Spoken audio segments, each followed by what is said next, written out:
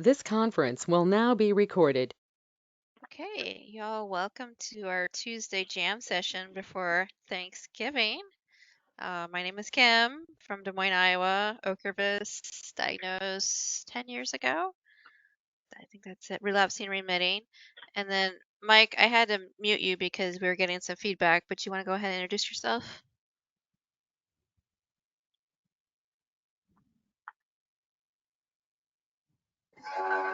Good evening. I'm Mike from Arizona. I've had MS since '97 when I was diagnosed. Had relapsing remitting. Was cyst moved on to secondary progressive, and I'm not taking any drugs. I've lost weight. I don't know why, but it's not because of MS. That was confirmed.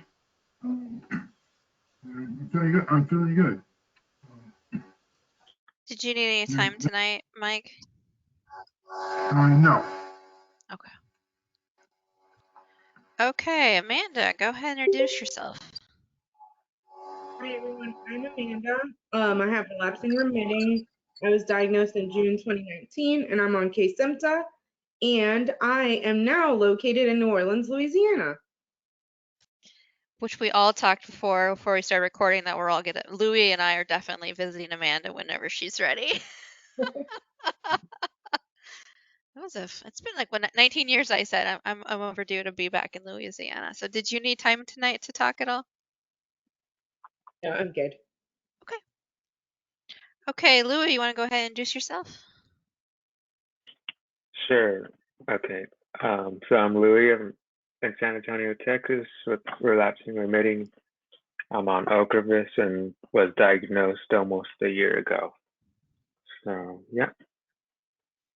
Did you need time tonight? No, I'm good. Yeah. Okay. Jen, nice to see a familiar face tonight. Welcome, welcome. Hi, I'm Jennifer. I'm from Michigan. I have secondary progressive MS, and I, like Mike, was diagnosed in 1997. And yes, I would like to talk tonight. So, there. Excellent. Excellent. Welcome, welcome. Karen, go ahead and introduce yourself. Karen in Oakland, primary progressive since 2019 diagnosed, but more like 20 plus years with symptoms that got ignored. Well, it looks like we're going to have a very quiet group because nobody wants to talk but Jennifer. But I'm sure we'll find things to share. Did you want time tonight, Karen? Not particularly, but I'm sure I'll gab. Okay. And then last but not least, Dad Squared, also known as Tim. Well, I'm a twin dad, so gotta represent the twins. I am Tim. I have CIS. I'm taking, Abagio and um, um,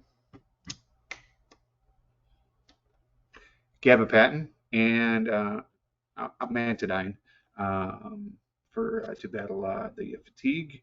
Don't really need time tonight to talk, but just found something interesting on YouTube that I can talk about later. Okay, back to you, Jen. So, this is more of a question for everyone. I went for my every 6-month infusion yesterday of my Rituxan, and I am 48 years old. And so I am in that like perimenopausal phase. But I also have multiple sclerosis and have taken the drugs that, the Rituxan. I took Nivantrone a long time ago, and my hair is falling out. And I just wondered if any of my fellow MS community has dealt with any hair issues. And so, yes, Tim, I see, and Dan has the same kind of bald head. So, but I don't know that it's necessarily because of the medication. And I was just wondering if any of you have dealt with your hair falling out because of your MS drugs? Yeah, mine is all self-imposed. So that's one of the side effects of I think Baggio is in the first they said in the first 6 months you may lose hair, but then it comes back. But yeah, unfortunately, I can't really say that I lost hair because my back hair is still there. So I don't know. Okay. Well, is it a side effect of the medication? I mean, I've been through menopause and I never heard of hair loss. And you're young still. Well, and I just didn't know. I'm grasping for straws, but every time my caregiver combs through my hair when Dan helps, there's just so much hair. And I just wondered, and I looked with Rituxan, there is some, I didn't really see it with Ocrevus, but I'm glad Tim said that about Aubagio. I just wondered if any of the other MS drugs did anything like that. So thank you. That's all. And I had steroids yesterday, so I'm a little loopy today. Hold on to your horses. It is Wasn't common it with 2 weeks ago something else was going on? Since you were saying that you were pretty. Yeah, I had my Rituxan infusion 2 weeks ago, and then I had the second one yesterday. Okay, because I'm like, I swear you said Yeah. the last time that you were okay. All right. Well, jump in whenever you like. But that is common with menopause due to hormonal changes. So that can be it. There's a lot of you got to do your research, but there's a lot of supplements and hair products and things that some of them are just targeted items, but Yeah. some of them work, I hear. Well, thank you. I'm seeing my girl doctor at the beginning of December, so I'm curious to find that out. But I also was curious about the MS drugs. So, I oh, noticed okay. my hair's changed, but I think it's perimenopause, not having to do anything with MS or MS drugs, Yeah. but not falling out to my knowledge. Just the Well, thank changes, like you. greasy. I don't remember now. It's been a year or so when I was really having experiences, but so. Now you got something to blame bad moods on. Because it really does mess with it does like I was like I can't stand it. I just can't stand it. And then since I'm a Gemini, I'd say, well, what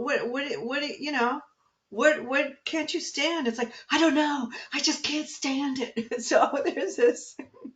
And my I friends who were older than me always said, I had friends that were like 6, 7 years old. They go, oh, no, it gets better. And you're like, no, it can't possibly, but it does. am looking forward to it. I feel like I've been kind of steady lately, and that's nice. That's nice. But when it's all wonky, then it gets really frustrating. Well, and then I had steroids yesterday, so I'm like keyed up, and it just so yeah. Do you do anything to help you sleep at night? Do you take Benadryl or anything, Jen? Or Before they start, I get a little bit of Benadryl, and then I get the Ciamedrol, and it's fun, and I'm a chatterbox, and I'm a little more open. I had my exercise class today, and someone was kind of talking about me, but not talking to me. And I didn't have any problem saying, hey, stop that. Talk to me.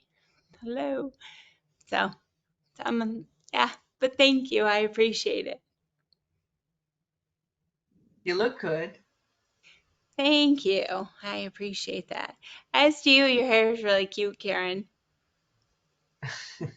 I know what, I don't know. It looks every time I see you, I forgot that you cut your hair a few weeks ago. It looks good. Makes me look younger. Indeed, it does. is Rick, are you anyone? cold? Look at Rick's wearing a sweater. He's in Arizona. I think, unless he's somewhere else special tonight. No, I'm in Arizona and it gets cold here at night. Has anyone So else had problems with fatigue since the fall's been hitting? Has anyone else been feeling like massive fatigue issues? That and I've had headaches like every 2 days. You said headaches? Every like 2 days for the last 2 weeks. I've been tracking them. And it's like every 2 to 4 days, I wake up with a headache, nausea.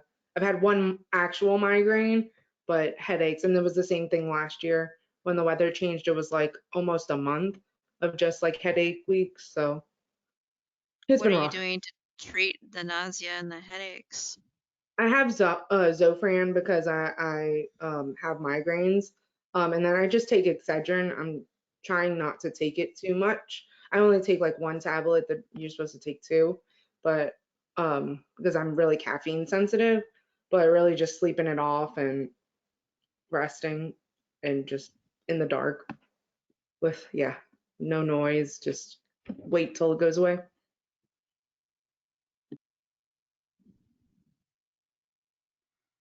Is fatigue, is that common for the fall? I mean, we don't have real fall here. It is fall, but I don't, for me, I definitely notice it. Well, you guys know in the middle of August, I start freaking out about the lack of the, less daylight in the Midwest, even though there's another month before we hit equinox.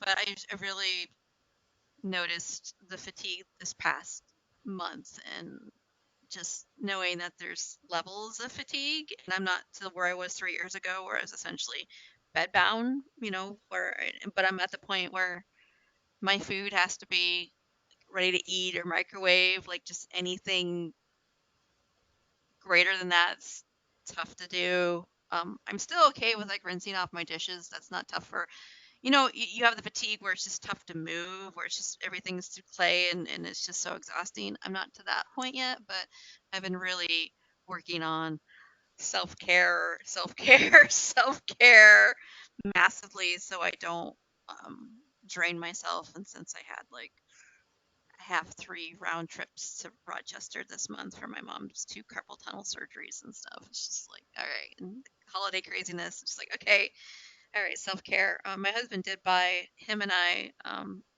face masks that have the I can't think of what you call it, the spongy like Tempur-Pedic like material, I guess we call it. Um, that has helped with sleeping, which has been great. I didn't know that would help me so much sleeping, blocking out the light, but here we are. Oh, is it just blocking out the light? Is that the, it's like, Yeah, it's, yeah, but it's just kind of the squishy, like kind of Tempur-Pedic kind of material, so okay. it's pretty comfortable versus like the really cheap ones that'll touch your eyelids that then Oh get yeah, real sensitive. yeah. Yeah, so that's been nice, but yeah, I've noticed like the fatigue has been on my radar and been messing with me, and My doctor put me on Provigil, and that seems to help me. I do it. I take it sparingly, but it definitely gives me the jolt when I need it. I took that for a long time too, and that was helpful for me, but then it didn't seem to work anymore. And now I take similar to Provigil, it's Nuvigil, but I can't use it very often. If I use it like more than a few days, it doesn't seem like it has an effect on me. So I just use it when I really need it. But yeah, Yeah, I same. loved Provigil because it would bring me up closer to my normal. Yeah, It wasn't like drinking a Mountain Dew or something where I'm like, woo, buzzing. It was more like, oh, I feel more normal now versus like I would. yeah. But I'm Yeah. glad to hear it's working for you and it's been very helpful. Can you take it every day or you just take it like when you really need it? Um, yeah, pretty much when I need it. My doctor said to take 2 days off per week, I guess to help not from Ah, building the tolerance. But I usually actually take it less than that. Like I'll wait until it's one of those really, really days where it's hard to get up or focus, and that'll help me, especially through the work day, you know. It seems kind of backwards that on the weekends when I'm doing fun stuff, sometimes I don't take it.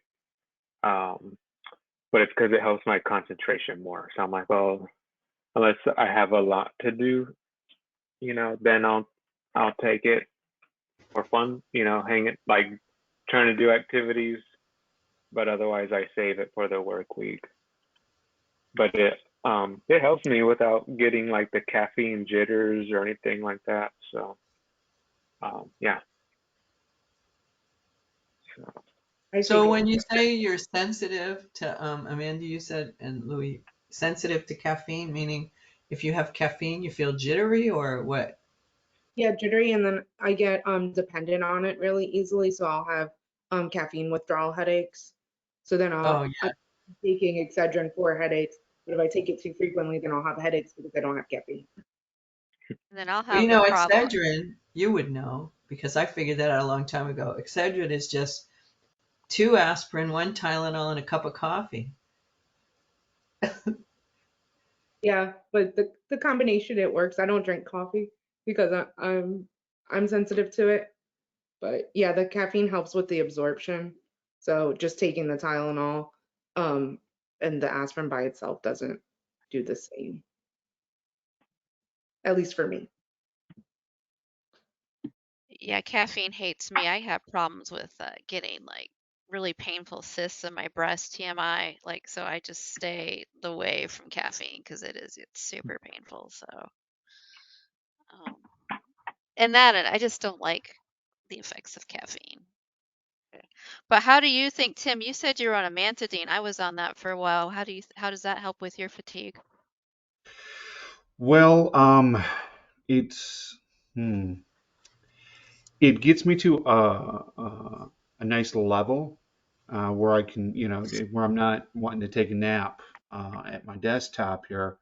Um, so we we've upped it. We've upped the dosage, so it works pretty well. It doesn't. It's like you said. It's not like a hit of Mountain Dew or a really strong cup of coffee. Um, so it works for me. It works very gradually. I take it at as soon as I get up, and I take it at about 11 in the morning, and then I take my gabapentin in the evenings. So that way those two aren't fighting each other because that was my major concern. I'm like, one of them is going to make me loopy. I need something to keep me awake besides coffee. So, but it's been working out pretty well. It's very for me it's very subtle. So I feel more awake, uh, not necessarily more energized, but I feel more awake and more able to focus on tasks at hand. Which, luckily, I'm pretty much doing podcasting full time now. Um, I can do that sitting right here on the keyboard. I don't have to go, lifting boxes or anything like that. So. But yeah, I like it so far. I haven't had any bad side effects from it at all. I tried that first as like my first therapy, and I got such bad dry mouth. Like Mm, I couldn't. And so that's when I started taking the Provigil, and I take it twice a day. And I mm, noticed if I take it in the morning when I wake up, when I eat breakfast, and then um at around 2 to get me through like the afternoon, and I mm, can tell when it's time because around 1:30 I like start yawning, and I'm like, yeah. oh, it's time. And you can just kind of feel, for me it's like the brain fog comes, and that's what it helps me with. If I don't take it, then I'm just like just very, very sluggish, and I can't. And now with the weather, even if I take it in the afternoon, sometimes I still need a nap Mm, to get through like the afternoon. I know with me when I took like with the Nuvigil and stuff, I have to take a really low dose, and I had the same problem with Provigil. If I took a higher dose to help with the energy, you couldn't see it, but it felt like I had like a baseline tremor, which was really bothersome. So that's another thing that also prevents me from doing a lot of those things because if I do that, then I start to feel like I have this baseline tremor all the time. You can't see it. I mean, if you look really closely, you can maybe see like just a little hair, but it was enough to drive me crazy. It's more bothersome. Very distracting when you're not used to having a baseline tremor. Very, very distracting. I guess I do get fatigue, but you all haven't embraced what I embrace is I just lower my standards. So if I feel Oh no, fatigued, I've done that, I Karen. feel I've so fatigued, done that. It's like I was just like, okay. And I stay in bed for a long time because it's kind of like my concentration time. I like read on the internet, or I send emails out, or I just kind of, but I do tend to get tired around this time. So there's times when I've not wanted to come to this group because I'm so tired. I think I've laid on the bed, but it's a good antidote. If I go to an event like on a Zoom or this kind of call, it's like perks me up. But often around 5:30, I just feel like,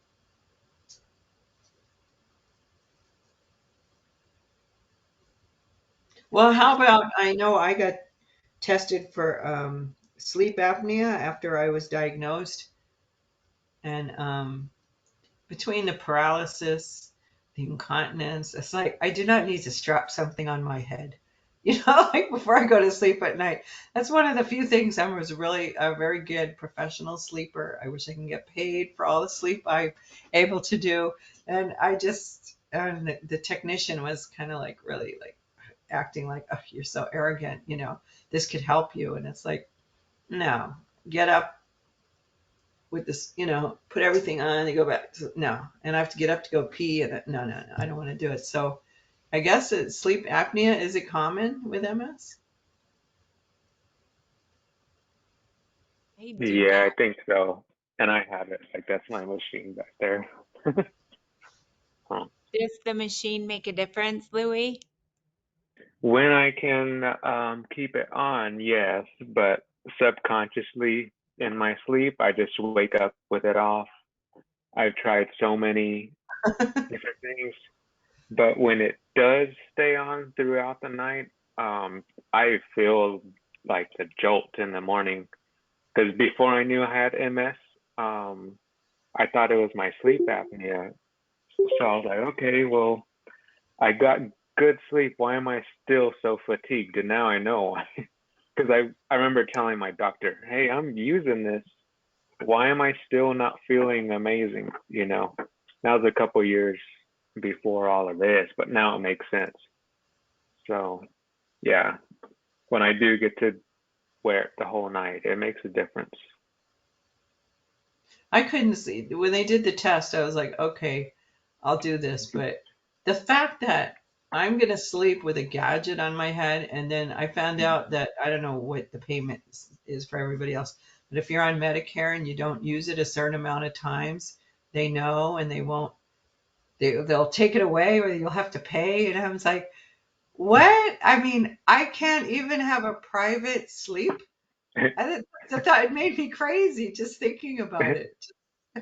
It is because it's got an app and everything that it's kind of cool that it tells you how many hours you've used it. So for personal note, it's kind of cool to know, if I'm not feeling good, I could kind of see why.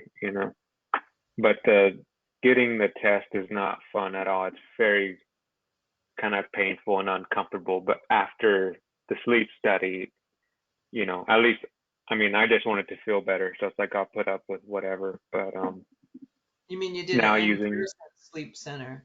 Like, because with me, I they did just it say at take this home. home and we'll just test you. Yeah, I did the home one, and it hurt. But the actual masks are a little more, they're more comfortable than that one. Yeah.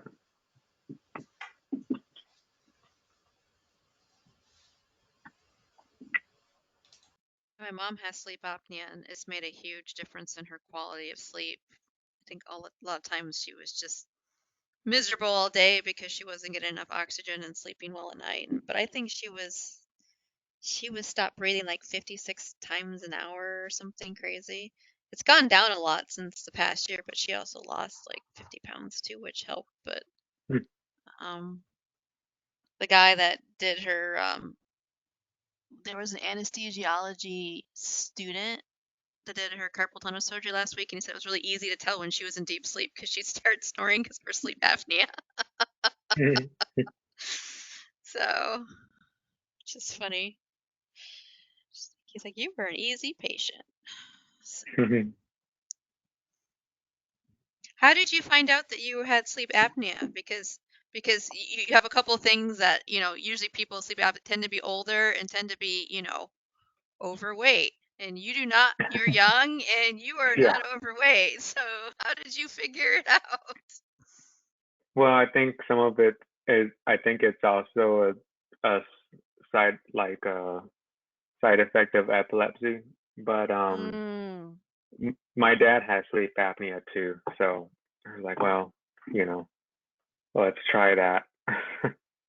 Yeah. Yeah. So does anyone have any tips on how to get through the holidays without draining yourself like crazy? Oh, did you make that, Karen? Don't do too much. Is that a granny square blanket? Or you're on You're on mute? mute. I'm cold all the time. You're just reminding me. I used to make a scarf or a hat like when I was a teenager. And then I made this. I remember I took it to Israel. I took my crocheting to Israel and I got pieces from Denmark and England and everything. And I made it a long time ago, like 50 years ago. But it's still some of it's unraveling. But you just reminded me. I'm always cold. And I'm like, well, why don't I wear my blanket? It's cool. It's really cool. Is this what, Amanda, is this what yours is going to look like when it's all done? Similar. I'm doing the different kind. I can show you something that I have nearby that's kind of like. I couldn't even relate, because I see a lot of people knitting and I'm like, oh, I don't do that. And then I'm like, wait, but I used to.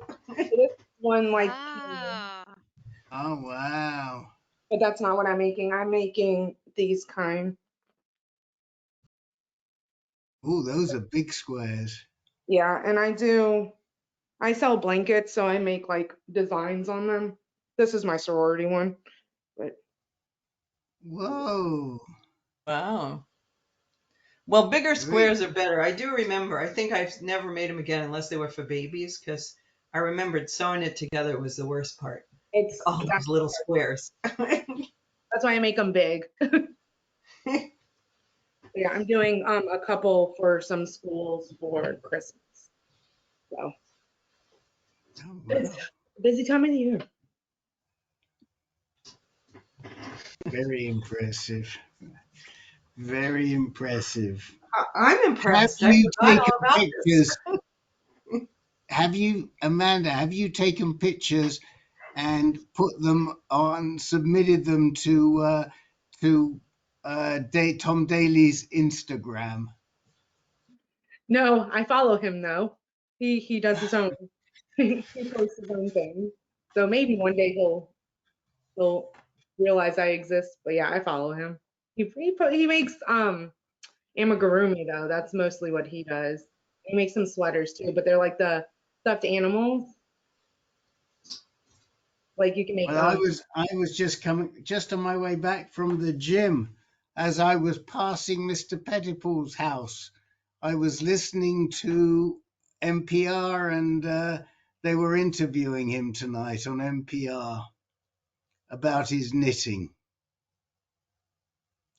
So that's how I knew about it. Otherwise, how would I have ever known?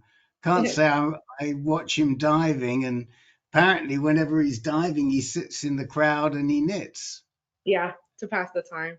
Yeah. Yeah. Michelle My, Obama. my my doctor told me she's got a knitting habit. And she's like very private. She doesn't like to share, but she said, I'm obsessed with knitting. I have it's obscene how much wool I bought. Oh, I got a yarn delivery today, and the box was rather large. It was embarrassingly large. So, and that was like half of the order. So, I get it.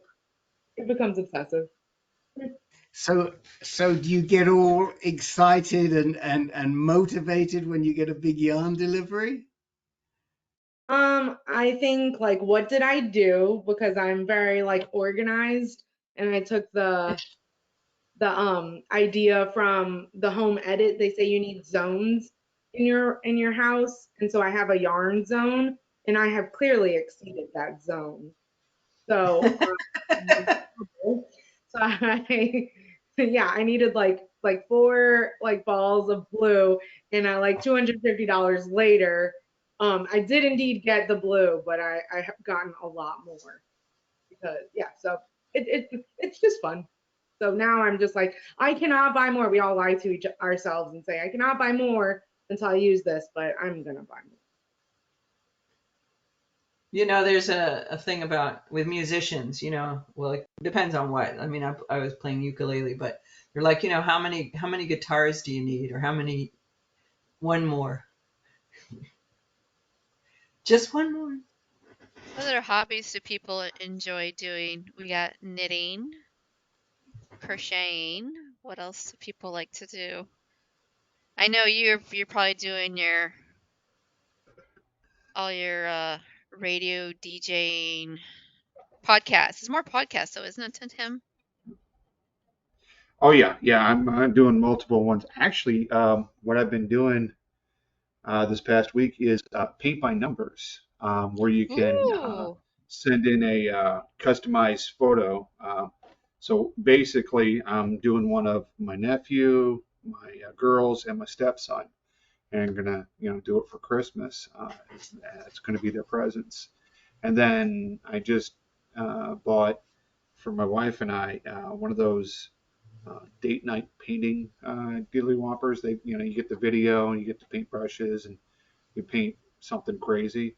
So she doesn't know that yet, but she's gonna get that for Christmas too. So yeah, just painting away. She's doing it's called diamond painting, where it's kind of like paint Yes, by I numbers, do but you that. do a little diamond. You do that? Okay, all right. I got into it on my vacation in January. The girls were doing. I call it Dippin' Dots. That's what I call it Okay. affectionately, Dippin' Dots. But yeah, diamond painting. That'll make you real sore after a while if you stay bent over and things. Yeah, oh yeah. So have any of you taken Hannah's class? Well, we know Karen has. No, Every Karen's the week, star. every week. Karen's the star pupil. But has anyone else taken Hannah's class? I have not been able to take Hannah's class recently because it keeps the timing is wrong with like coming back to Mayo from Mayo and being exhausted and things like that. So Yeah. I hope to. I know that it was posted on the email that the one was it December 15th? Let me pull that up. Oh, is there one on AnCan coming up? I think so. Let So me look. Tim, I'd encourage you to do it. I mean, Oh no, I love doing her class. I've done her class before multiple times. It's just that oh, since you have no, but Tim hasn't done it. So oh, I thought you Tim, said Kim. I'm sorry. no, Tim, I'd encourage you to do it. I mean, you've got some testimonies on here. as you can see, I paint like a 4-year-old on crack. So Well, that's what Oh, I didn't even know how to paint. I mean, I never did visual art. I always had art phobia, and I never did visual art. And I finally reached a point this week that, every painting doesn't have to be amazing, because I wasn't happy with last week's did Hannah do it here with the Aurora Borealis? I wasn't happy with Yeah, that. And then November I was like, 17th. that was the first one I was like really unhappy with. So then yesterday I went to the paint class. I turned on my computer. I only do my computer for this and Zoom. And I turned on my computer and I was like, wow, why was I so unhappy with that painting? It looks really great. And then I realized it was hers. I had taken a, I had taken a screenshot and I thought, well, that looks pretty good. Why is that so bad? that's Okay, But I'll, cute. it's really creating neural pathways for me, like new neural pathways. And I can I had to well, I was trying to get my PG&E, my gas, like minimum thing raised up because I'm always cold. And the nurse, well, I have to say, a nurse, neurology nurse, oh my God. I just called her about that. And I was worried about some other things that I mentioned a while back. and she called me just to help me with the PG&E form, and she said, well, you could send it to us. And I actually wrote an envelope out, and I'm like, I couldn't do that a month ago. There's something about doing these paintings that's like creating new neural pathways. I'm still tired. I'm going downhill. Like I can feel it every week, but it was just amazing to me. And then she just told me a way that she can email the thing to me without HIPAA. She said, she kind of bypassed it and said, well, here, if you fill this out and sign it. And I figured out how to do it, and I sent it to her. And within a few hours of her getting it, it was already signed, and they were going to mail it off. And I thought, thank God and she spent an hour and a half with me talking about, because I was worried about bowel issues, and I have these obsessive notes, and you think like you don't want to talk about that with anybody. So, but she was really interested, and she goes, no, I don't think it's MS. I think it's just, I think your primary can handle it, but keep an eye out on all that. But just to spend an hour talking about your unmentionables. And it came back to me so fast. So I wrote to her, gee, thank you. That was so quick. I forgot to tell you I wanted fries with that. Mike, I thought you took Hannah's class one time?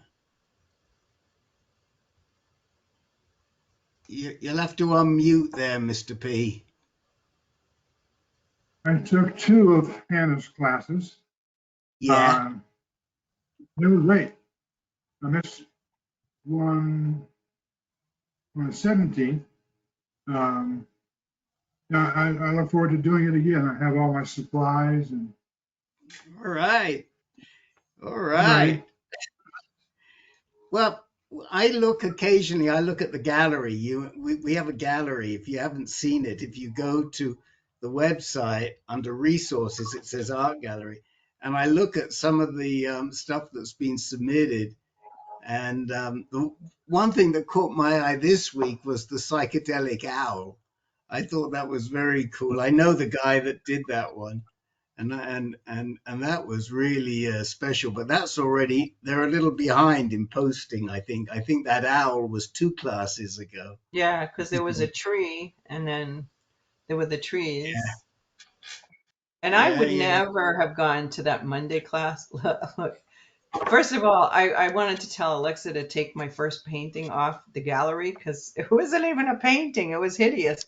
And then I go, no, I should keep that there because I was just smushing around colors and getting brown, like not because I wanted brown, but she said, if you mix these, and I can't believe I would never go to the Monday art class for the MS Foundation. Like, are you kidding me? Why would I go to an art class? But I go, and it just makes me happy. It makes me We love that.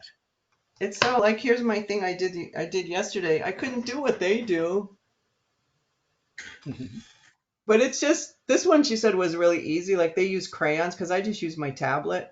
I like to clean it better. But it just she had people like draw things with a crayon, and then they had to put a lot of water on the palette on their painting, and then mix up colors. And I don't even get worried anymore. I think because I did that bad painting last week, I'm like, it's okay. Every week you don't have to do something great. But she said, this is very relaxing. You just let the water, and I'm only doing it on my tablet, and I like the whole creativity and the whole, and I never do it unless I'm in the class. Maybe one day, but I'm just content to go and show up on a Monday. And I like that idea of doing it on your tablet. Because I'm like, oh, I don't really want. That's why I don't like to do the sip and strokes kind of classes. It's like, I don't want this pretty crappy painting afterwards. Like, I want to go and do it, and then I want to like never see that painting again because it's not going to be good. But I like the idea of doing it on like a tablet or an electronic because then it's just a picture in your tablet. So that's. And then I have it, and I can look at it, and then I have it, and I could send it to people, so I don't have to worry about being in a gallery. I have captive audiences.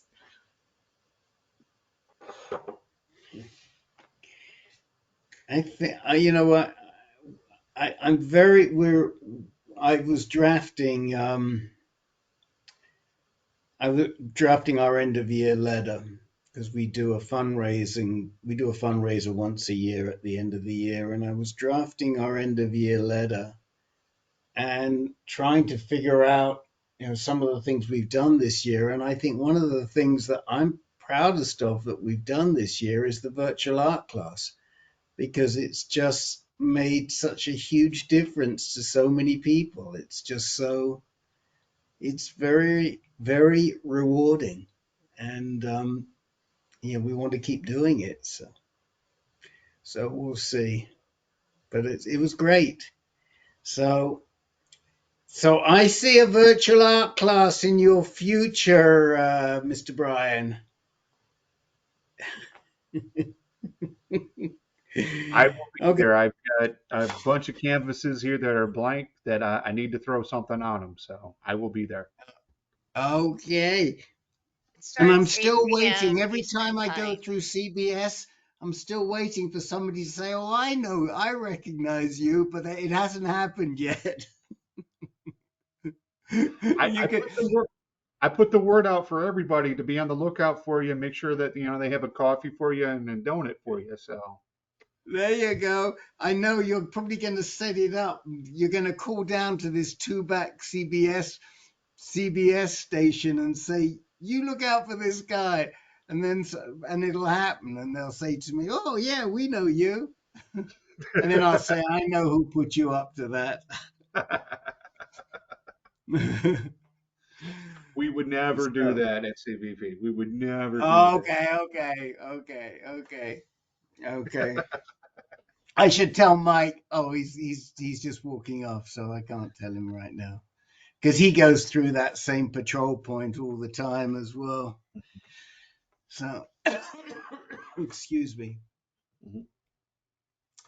All right, guys. Well, look, I'm gonna leave you and close up whenever you're ready. Miss Kim, please send me the list and I'll get it all posted. I want to wish everybody a very happy Thanksgiving. I hope you have a wonderful, wonderful time. Is everybody going somewhere? I hope so. I'm Hey, going hopefully. upstairs to cook duck breasts. Oh, okay. That sounds good. Where are you going, Karen? I'm staying right here, right Oh, in front of my screen.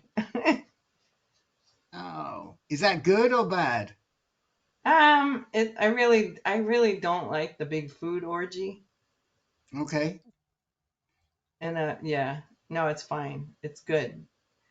So many times I would go just so that people like you would ask me where you going and I could tell them I went somewhere. So Well, but I wasn't like, I don't want to do this. no, You you know, from shouldn't. that movie, have you seen the movie Avalon? The scene, the toiki, you cut the toiki. No, I don't Oh, you think have to. so. You said I'll have to send you a link. But there's this whole thing Okay. about this immigrant Jewish family, and the whole family's coming, and there's this clip of the family. You know, when somebody moves to the suburbs, and then the kids are waiting for the elder uncle to come. He doesn't show up. He doesn't show up, and they're like, "Let's just eat." And so he comes in there with his wife, and he's like, I think you have to be Jewish to appreciate it because it's like we don't care about Thanksgiving, and it's like you cut the turkey. You cut the turkey without me. Like, it's just like, come on, we're leaving. We're never coming back again. And it's like, yeah, you come up with something like it doesn't even exist, the cut the turkey thing, but it's like, all right, you don't care about me. Okay, well, everybody have a great Thanksgiving, whether you cut the turkey or you don't cut the turkey. So what are you Um, doing? What are you doing now that you asked Rick? I'm probably going to see my friend, my good buddy Al, who lives in Tucson. His daughter and son-in-law live about halfway between here and there, and so I'll just probably drive up and spend it with Al, as I expect. So, but I like you, I have the option of doing nothing if I want to do nothing. So There's a neighborhood turkey. This Yemen, he's from Yemen originally, and it started just in the neighborhood, but people come from all over. They do like a free Thanksgiving dinner outside. You know, you can do it in California. And so I went last year. I was like, okay, I guess it's for people like me. And then I'm like, okay, that was enough. I don't really, it was like just too much food, too much people, too much noise. oh, okay. Well, you never know. You never know. You can meet good people at stuff like that. That's true. Well, you know what? Here's what I would say. People used to, I didn't want people to feel sorry for me. So I'd go and do something just so I could say I did something. But now people have a reason to feel sorry for me. So I don't have to do that. That's right. All right, guys. I'll see you later. Goodbye. Happy Thanksgiving, everyone. Happy Thanksgiving. Bye.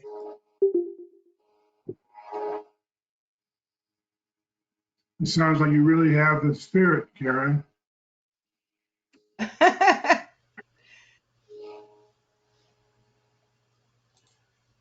I used to work, I used to like time and a half. I'd work Thanksgiving and Christmas. It's like I'll work time and a half. Christmas double time. Okay, I'll do double time on the double shift, double time after 4 more hours. Okay, I'll do it.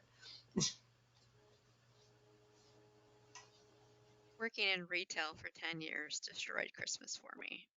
And it took me, I think, at least 10 years to like get better at it. Like I'm okay with Christmas lights, but all the Christmas tchotchkes I still really have issues with. I love the idea of spending time with family or friends and like spending like quality time with each other, but all the rest of it, the commercialization, I just really suffer from that. I still have problems with that. So, is anyone big into Black Friday at all? Is anyone here big Black Friday people? I'm not. No. It's the week.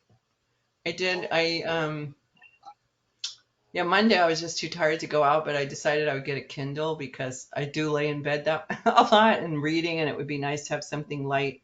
And I'm not even with Amazon, but I did a lot of stuff. So Monday I was going to go to Best Buy because they have a $95 down from 139.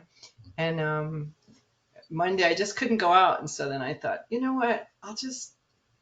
That was yesterday, Monday. So then I thought, you know what? I'll just buy it on Best Buy. And they go, oh, you can have it by tomorrow. And now they're like, no, you'll have it maybe by December 6th. And if you don't, well.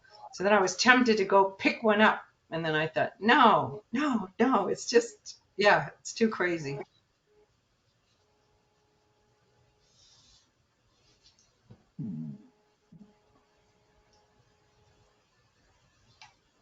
What were you talking about, Amanda, with Dancing with the Stars?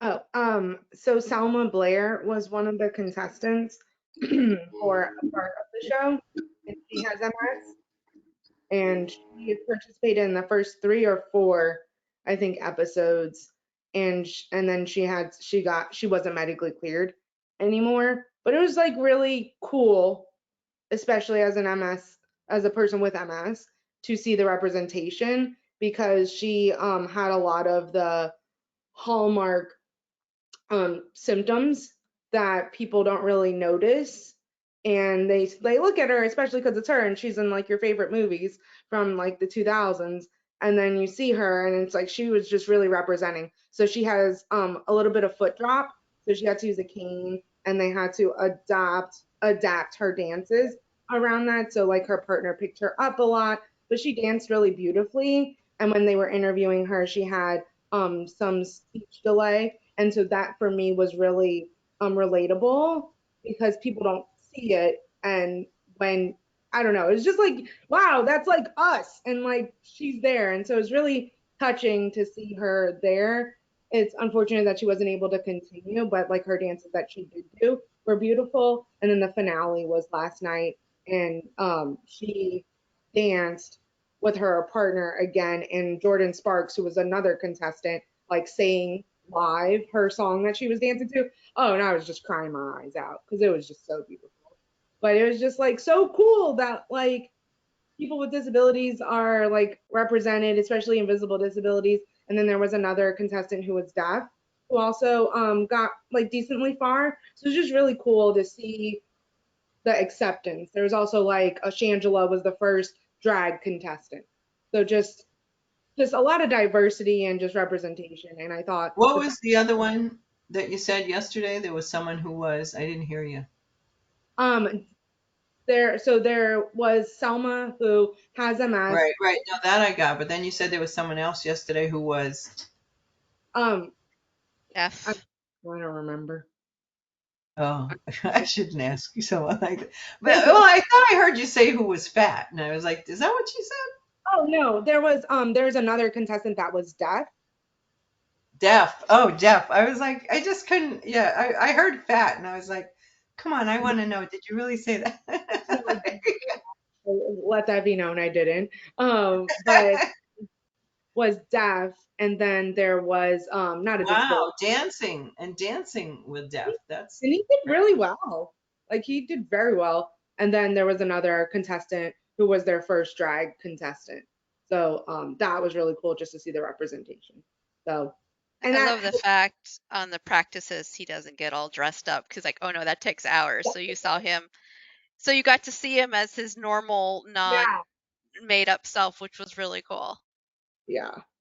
And I think for me, having like Selma there for the first couple of episodes, like it was good to have help me have a conversation with my parents and my best friend that I was watching it with about like, oh yeah, that's why I trip a lot because I have a little bit of foot drop. Like that's why, like when I can't like get the words out, you're seeing it happen right here. So it was just very relatable. And I think a lot of people look at us and we look so normal and but that's the whole part of an invisible illness is that you wouldn't know unless you like get to know us, and that's why so everybody has their thing, and it was just really cool to just see it all come together. I'm curious how she was able. I only watched the first episode and snippets here and there, but I'm really curious how she was able to deal with the fatigue and the practicing.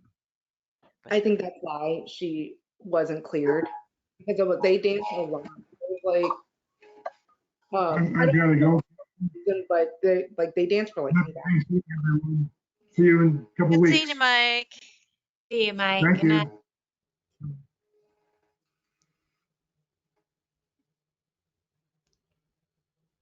This reminds me, I guess the next time we get together here would be the 13th of December,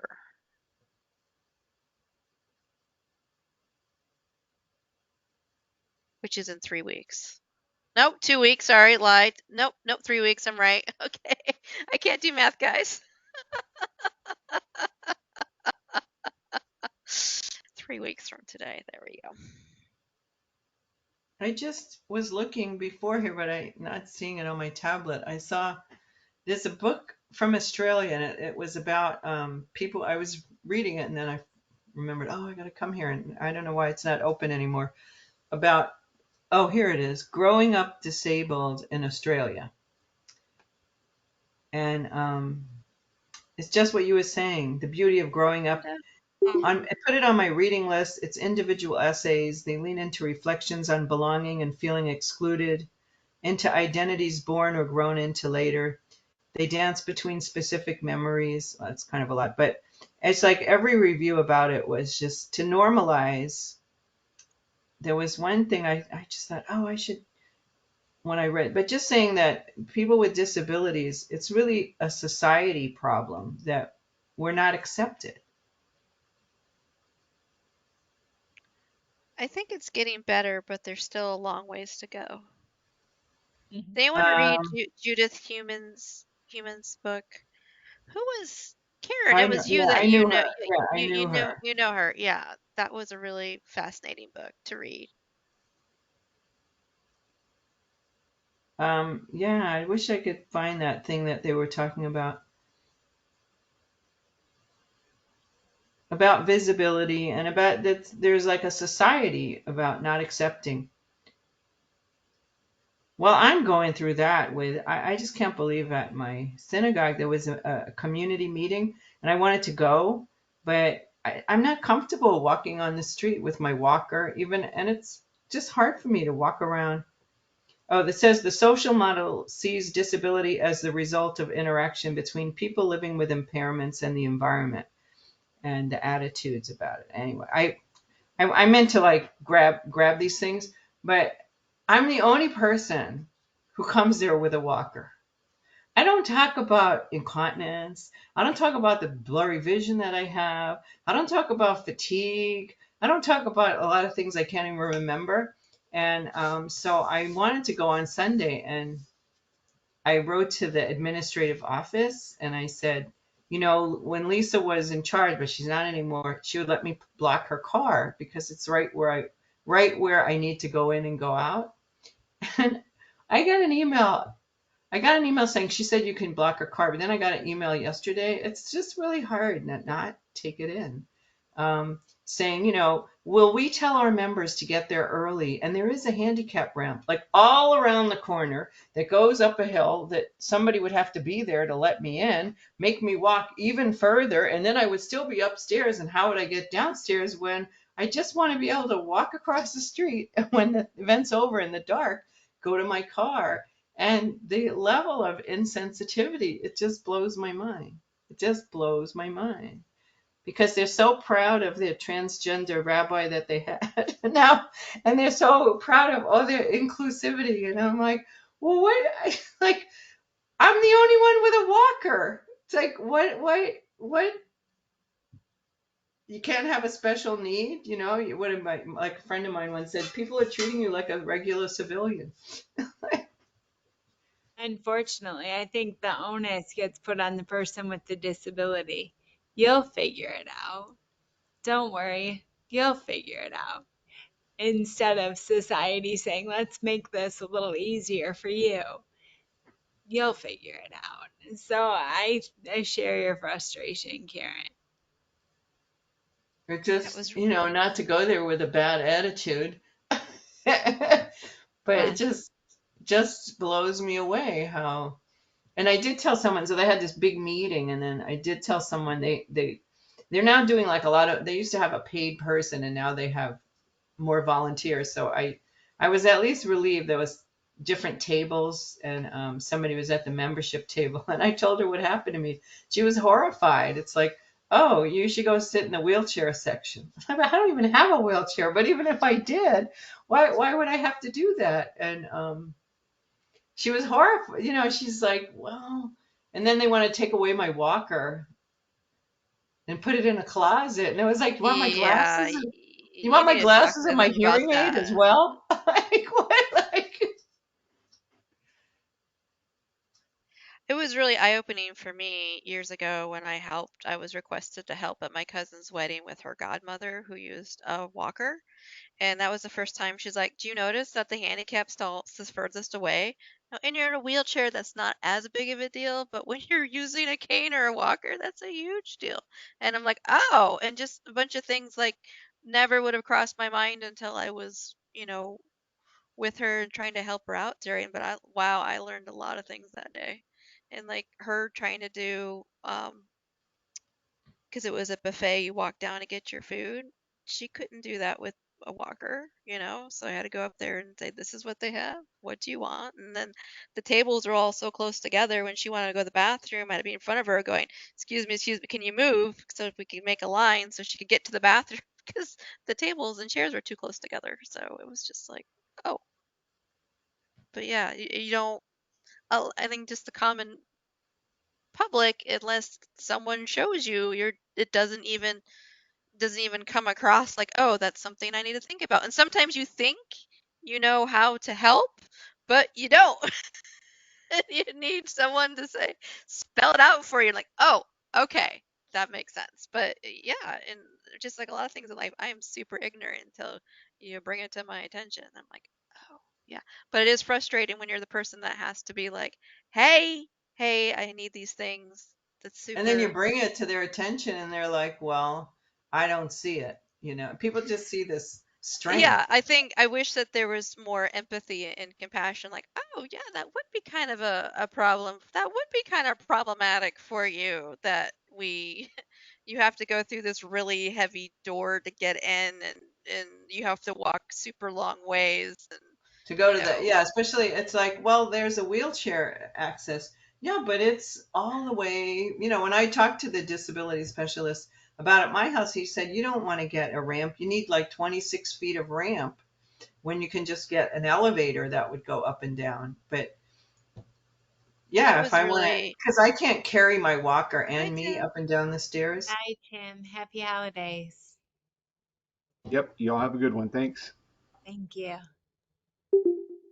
Yeah, that Maybe we was should, really maybe we should, eye-opening yeah. I was like, maybe we for shouldn't me. record it. We're kind of a boring group today. Well, we're just kind of a chillax group tonight. We don't have anything super pressing. We're just kind of the calm before the craziness of the holidays. Mhm. But no, I Well, remember I'm when I did the definitely. go ahead, Louis. Oh, sorry. I was gonna say that I'm much more aware too, though, like you were saying, especially like the handicap parking and stuff. Um, I mean, so I started seeing that differently until a couple months ago. Um, and I don't know, maybe Jen can fill in on this, but like what I noticed is I'm like, when restaurants started doing the online thing, I'm like, I feel like y'all are taking some of the handicap spots at some of these places. I don't know if that's the thing, but since I like saw that after the pandemic, that's what I've felt. I always try to like look at the ground to see if it was an old one, but that's bugged me. Seeing all of those right up front, and then the same like the handicap might be further down from the door. And here in town, we have a restaurant. I took pictures when the summer came. They wanted people to eat outside during the pandemic when it was at its height. So they put all the picnic tables that they wanted people to eat at on all the handicap parking spots. And I took pictures. I was livid. I'm like, you've got to be kidding me. You're just telling me your business is not needed here. I'm like, cripples, stay away. I'm like, oh, seriously. But you have to, I mean, unfortunately, we're pretty easily disregarded members of society. And I don't like to say that, but you feel like that when, like you were saying, Louis, where they cover up the disabled, the handicap accessible parking spots so that, you can get your food faster delivered to you, or if you need parking, there's spaces for tables or something. So, yeah, It's like, I well, have. it doesn't apply to me. That's what everybody thinks. Or I went to the pool where I swim at the pool. There's a very, very steep hill, and I can't park on the steep hill anymore. So they have at least 3 spots. I think of you, Jen, because I feel a little guilty because there's the handicap spot, and then there's the crosshatches and the handicap and the cross. So there's a few of them, but people that go to swim, it's a very limited time, and Mhm. so we do park in the cross. I mean, I try not to. So if there is somebody who comes with a van and they wouldn't be able to do that, but there's such limited spots. And some idiot, whenever I went Saturday, so in theory there's 2 spots, but there's like 3, and so some guy like takes his truck and parks in Mhm. not 1, not 2, but all 3 of them. Like, and then I start honking at him, and I I always see have to that a wonder if lot I'm with going to be handicap killed. spaces where they don't park correctly on the space. They're like Right super. near it, but this guy just pulled in, and so then he like pulls out, and I said, you're not only taking a handicap, you're taking 3 of them. So it's like Mhm. I can't go into anyone. So then he's like, well, I'm moving, and then for me to get into the spot, it's all like whatever. It's just there's just a sense of, oh, they were coming to pick up a scooter. Those scooters. I don't know those scooter things. And the scooter was like, so then he wound up not even parking in the handicap. But in Oakland, anywhere really, you got to worry about crazy people who are gonna. I always have to size it up because I grew up in a crazy place like New York. I'm pretty good at going, I'm not gonna say something to that person. I can get away with it. I can get away with it with this. Well, what's funny is disability is the one identity anyone can inhabit. I'll never know what it's like to be black. I'll never know what it's like to be a man. I'll never know what it's like to be Asian, but I know what it's like to be disabled. And if you're able-bodied, same thing. You can know what it's like to be disabled. Anybody can be disabled, and I'm just like, that empathy that Amanda was talking about, we just need to show that more and realize that people have disabilities and we need to be a little more conscious of it. That's an identity anybody can inhabit.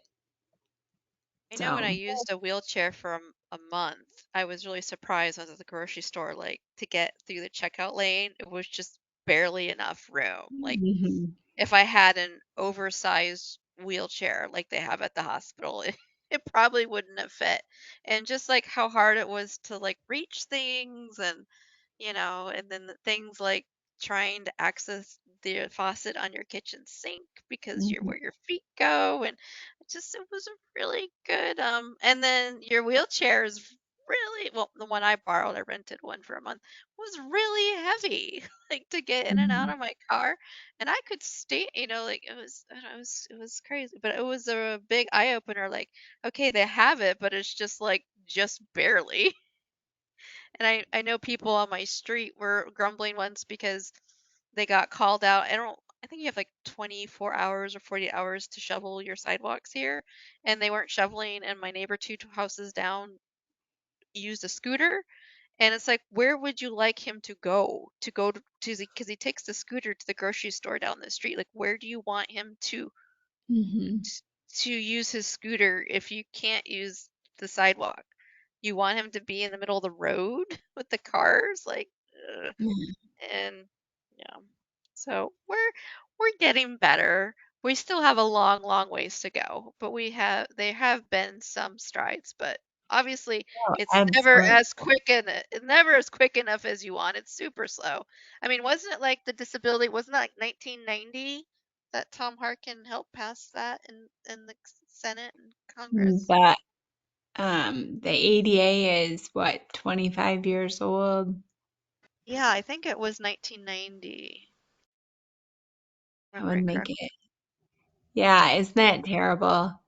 I have not my phone right here to look.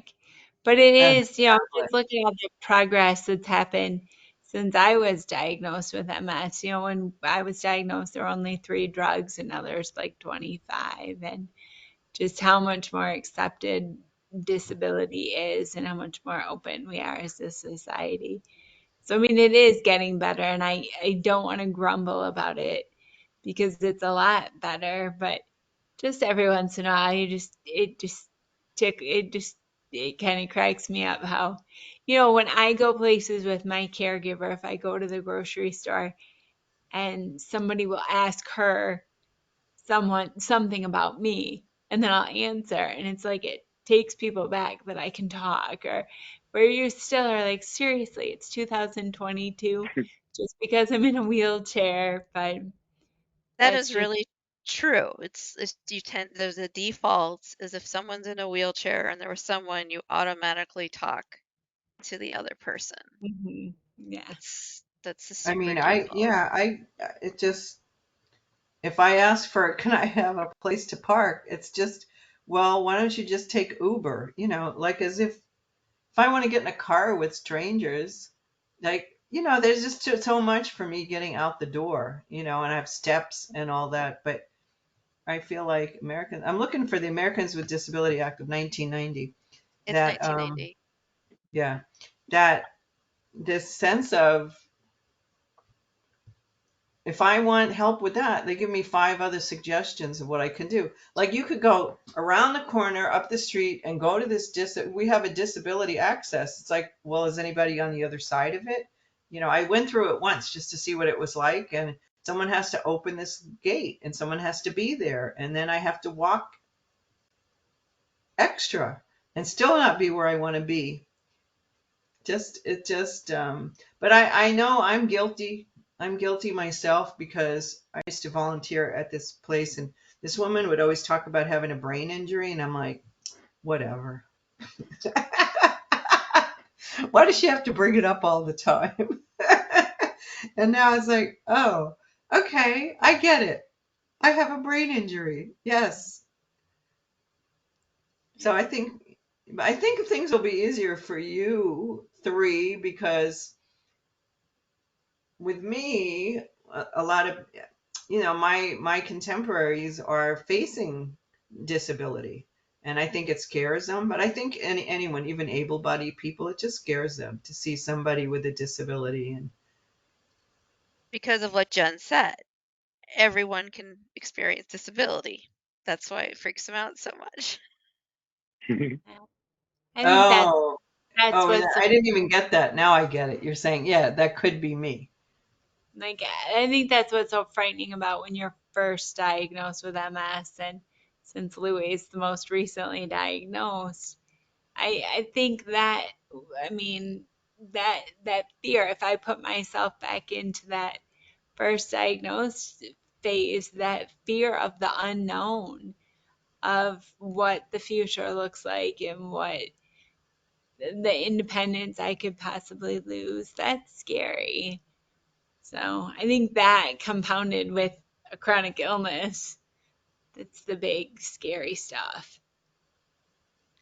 I remember Judith Heumann. I read her book. I highly recommend you read her book. It's really, really good. But she was talking about she went to college to become a school teacher, and then when she graduated to find a job, they didn't want to hire her because she was a fire hazard. Like, what happens if there's a fire?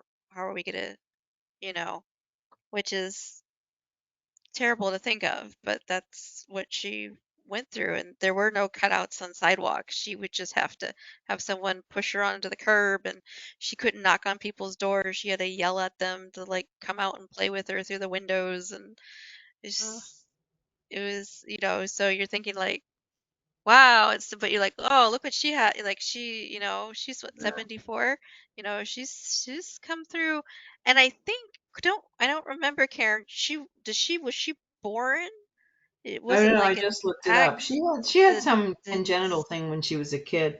I Did she must have have read her polio book, or something? Or I don't remember something if it like was. that. But since she was really young, but I don't know if it was in her book. But there's a story when she met her, because she's married, she has a husband, and she went to a disability conference, and she thought, who's that guy?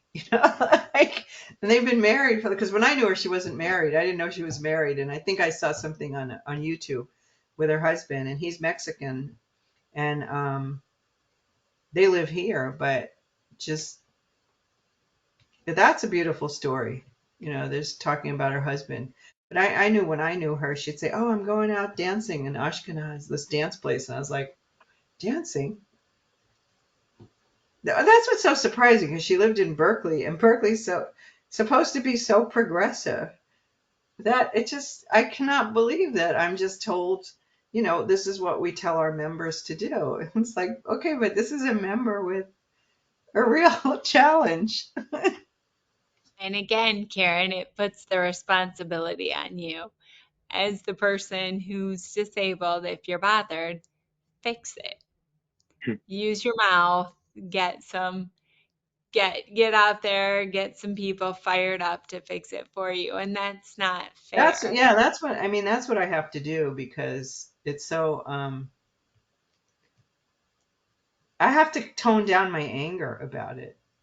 That's a hard one, when to go, okay, why am I going to a spiritual group? Well, it just gives me a lot of fodder about like how to work on my heart. Yeah, but that's one of those things where the problem with disability is that the problem that I'm disabled, or is it the problem that society is not welcoming enough to make my disability not a problem. So with your temple, like I can't get there. you want me to worship with you. Help me. Help me so that I can Well, get.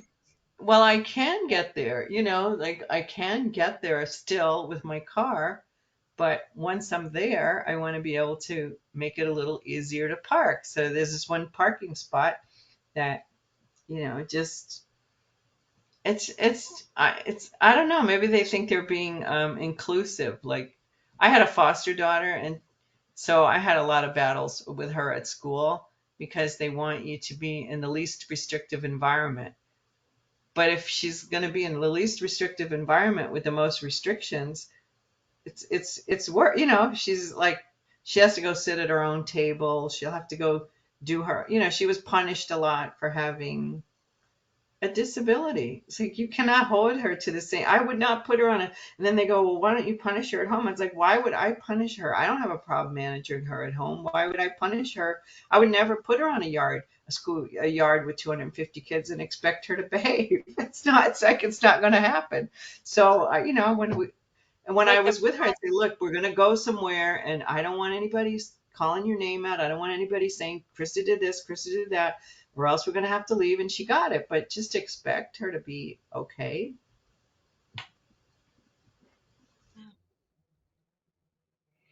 I did put Judith's book link to Amazon in the chat if anyone was interested in Thank reading you. that. I thought it was really good. It And came out in then 2020, so it's fairly recent. Thank you. to me, it seemed a little, I'm glad you liked it. To me, it just seemed a little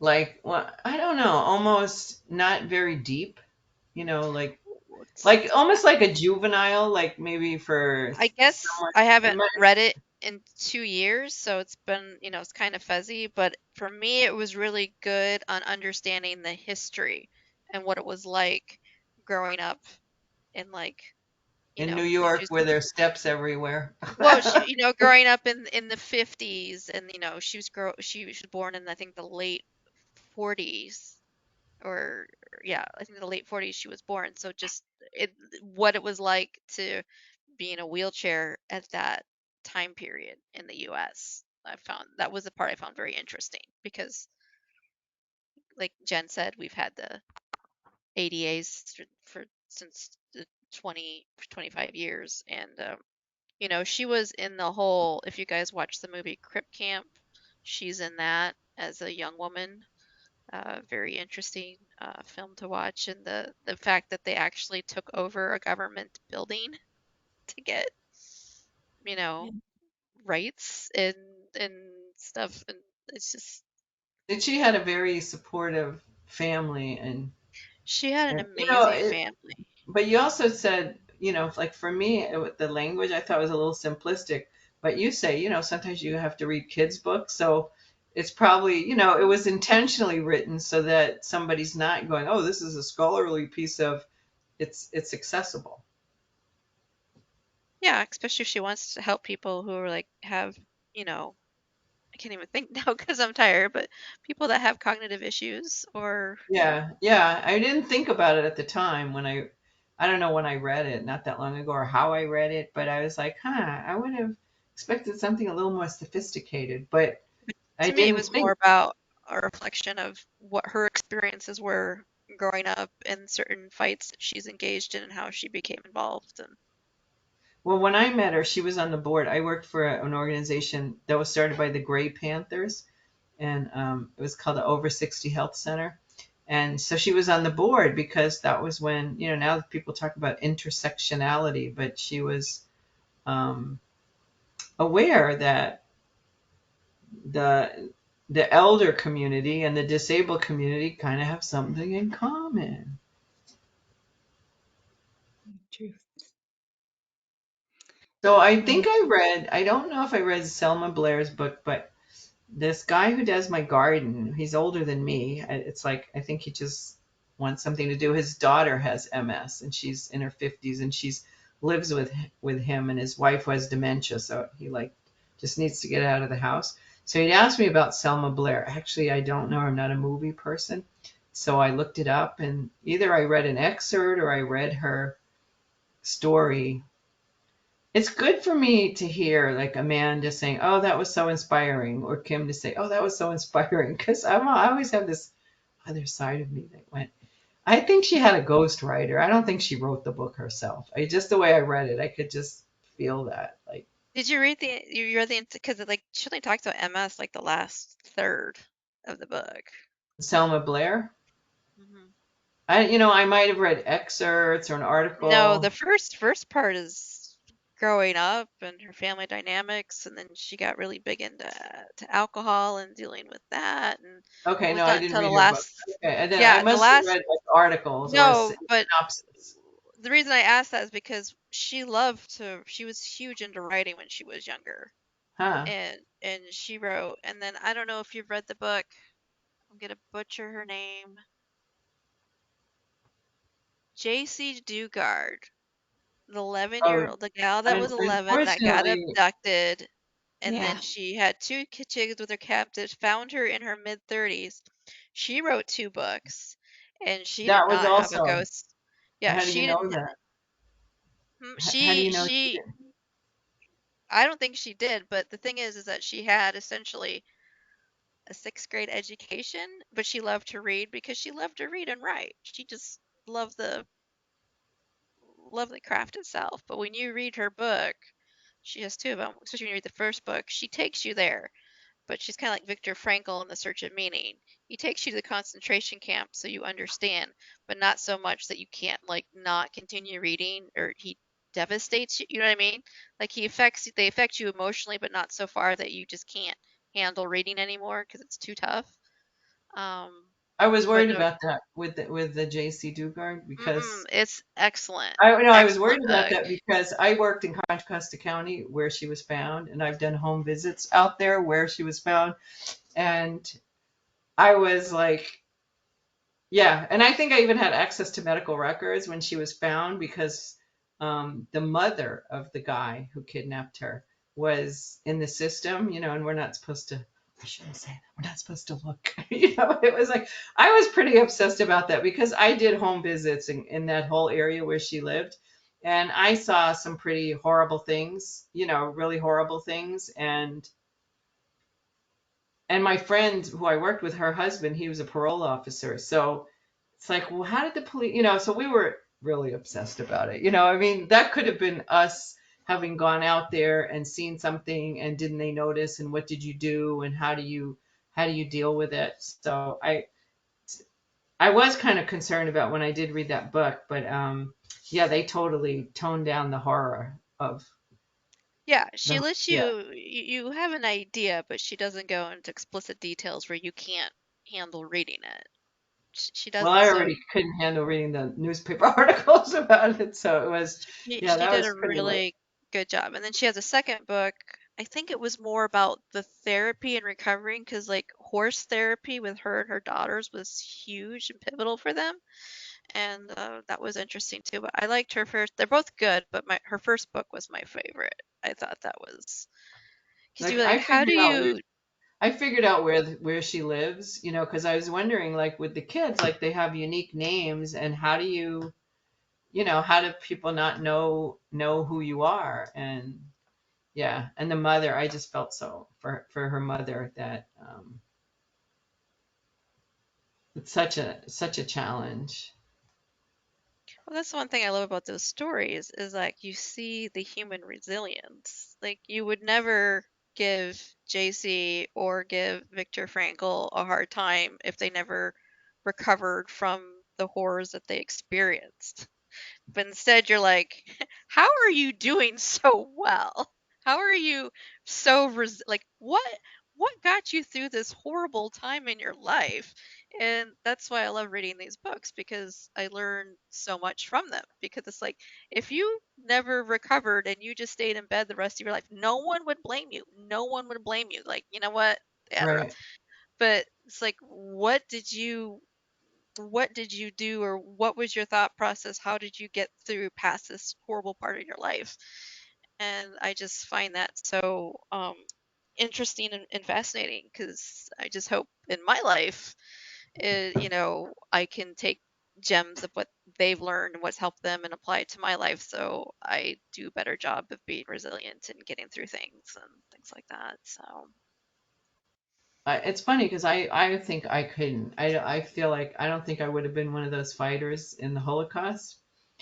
And then yet, I mean, here I am with this disability. And because yesterday, and we don't usually talk about the disease, yesterday in the art class, um, yeah, we don't usually talk about having MS other than like a very brief in passing. And then Hannah was talking about being, she like has always has a lot of energy. She can't sit still, and it's like, no, I can sit still for a really. It's not good. I could sit still for a really long time. I'm sure you guys too. You know, you're like, did I just like not move for 5 hours? Like, did I just like fall asleep with my head like this? But they're like all a little younger, and someone brought up, I don't know how I would feel if I couldn't, I suppose I might be bedridden at one point. I might do this. And I was surprised that I said, I'm surprised how much I do cope with each loss. well, that's the thing is that everything,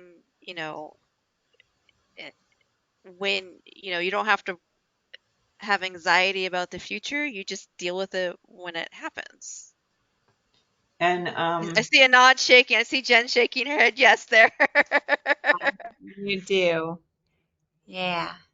I think I'm that's my biggest surprised. piece of advice is you don't freak You, out about the future. You just stay in the moment, and if something does happen, you deal with it when it's actually in the now versus the future, or else you will mess up your head so badly. That's my yeah, personal opinion. I'm with you.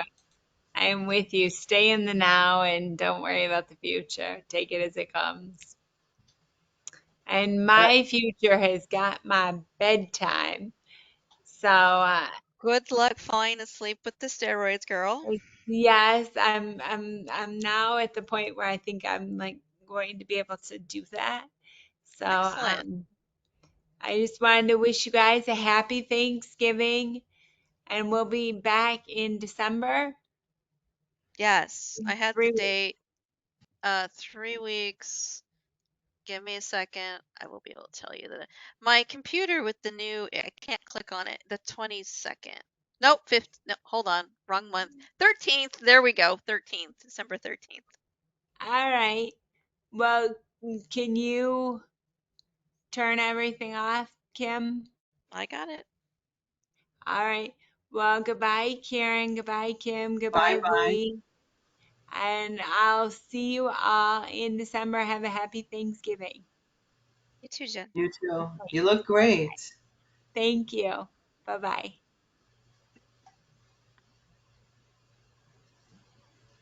Did you turn the recording off? I thought I did, but No, I you didn't didn't. hear it.